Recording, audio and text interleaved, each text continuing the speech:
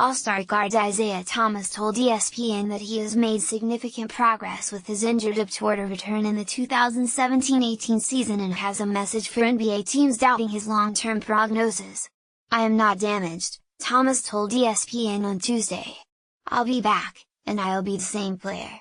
Thomas, a second-team All-NBA player for the Boston Celtics, was included in a trade to Cleveland for Kyrie Irving August 22, but uncertainty surrounding his anticipated return to the court has stalled the finalizing of the deal.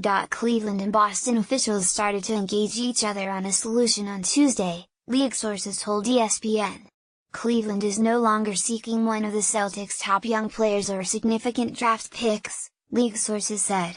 The Cavaliers could be inclined to complete the deal for a late first-round pick or second-round considerations, league sources said. The deadline to report and submit to a physical for the players involved in the trade is 10 a.m. ET Wednesday, and the deadline to pass a physical is 10 a.m.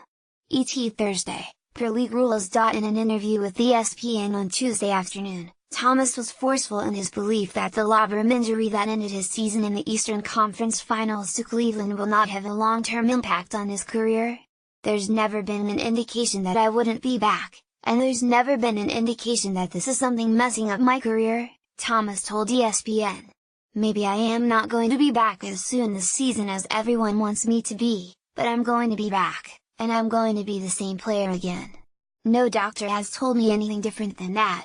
Thomas, 28, is entering the final year of his contract, and has been expected to be in line for a $100 million plus contract in free agency. He had the best season of his career last year, averaging 28.9 points a game. In his 3 seasons with the Celtics, Thomas emerged as one of the NBA's elite guards. He was chosen an Eastern Conference All-Star at Wise.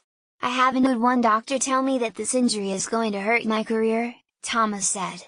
"Surgery was not the best option in this case. I aggravated it in March when Minnesota's Karl Anthony Towns fell on me. I kept playing on it, and making it worse, until I couldn't play anymore last season." The Celtics and Cavaliers agreed on a deal to send 4-time All-Star guard Kyrie Irving to Boston for Thomas, forward Jay Crowder, center Andy Zizic and a 2018 first-round pick via the Brooklyn Nets. Thomas has been in consistent contact with Cavaliers officials since his physical on Friday in Cleveland, he said. "I don't know what the organization is doing," Thomas told ESPN. "It's out of my control. I just want to talk about what I can control, and I know that this hip won't be a problem into the future." Thomas also did not yet want to speak about the emotions of a possible departure from Boston or his arrival in Cleveland. Thomas has been consulting with renowned hip specialist, Brian Kelly of the Hospital for Special Surgery in New York.